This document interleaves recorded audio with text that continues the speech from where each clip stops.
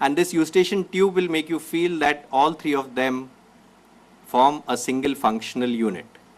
Because a patient of ear discharge, if given a nasal decongestant, a nasal spray, the ear discharge would stop faster than actually giving ear drops. Similarly, a patient with cough expectoration or tonsillopharyngitis would not clear up with our antibiotics or even a tonsillectomy, since we have not cleared the nose. So when you think of the eustachian tube, it will give you an idea that all three of them have to be examined together as a single functional unit and treated as one single unit. Mouse hai kya mouse? Battery gas.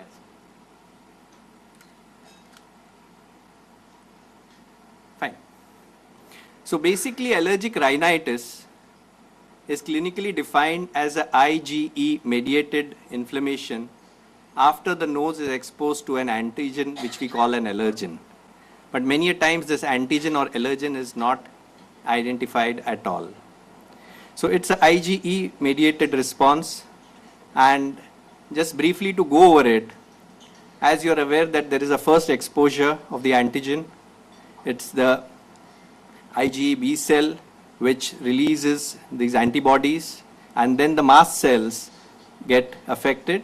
And when there's a second exposure, it results in the final allergic reaction.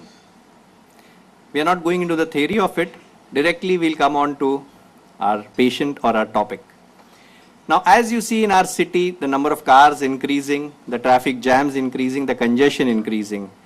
And this same congestion is increasing not only in our city but all over the world in the form of allergic rhinitis, and the congestion is occurring in the nose. There is a nasal block.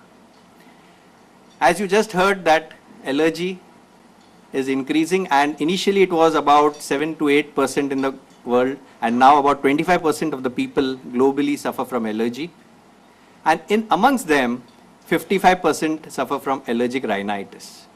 So as a single entity, allergic rhinitis forms the largest component, and that's why we have to think of or treating allergic rhinitis, the importance. Now what happens with allergic rhinitis? It is asthma which flares up or patients worsen.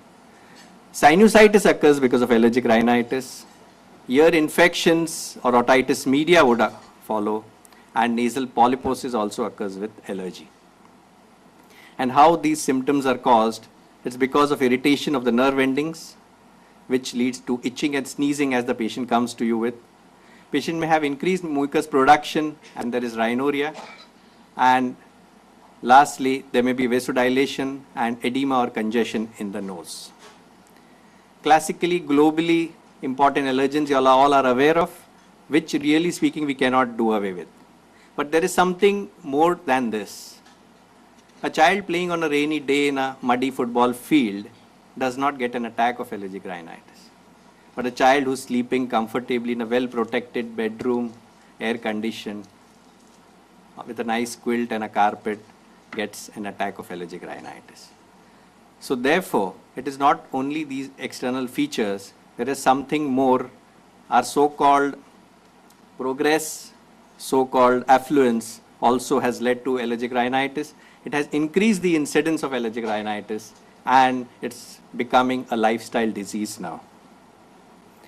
So when the patient comes to you, the signs that you see for in the nose would be just a pale boggy mucosa. The turbinates are inflamed, and there are certain lines which we'll appreciate in the next picture. The patient comes with sneezing, nasal discharge and nasal block in response to an allergen, but always this may not happen. An associated recent finding is that allergic rhinitis is also, along with it you find eye congestion, there is watering and redness of the eye, and this also needs to be tackled. So the diagnosis of allergic rhinitis is written on the face of the patient. Really speaking, don't have to send the patient to a lab or do some skin tests to diagnose it. The tissues, even the hanky or even the face of the patient will itself tell you